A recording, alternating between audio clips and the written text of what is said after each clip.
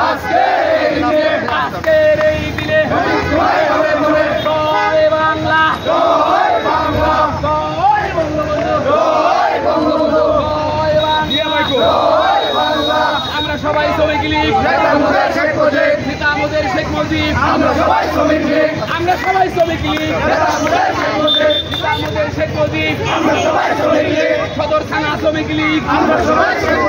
আমরা সবাই শেখ মুজিব, জয় বাংলা, জয় বঙ্গবন্ধু, শেখ মুজিব,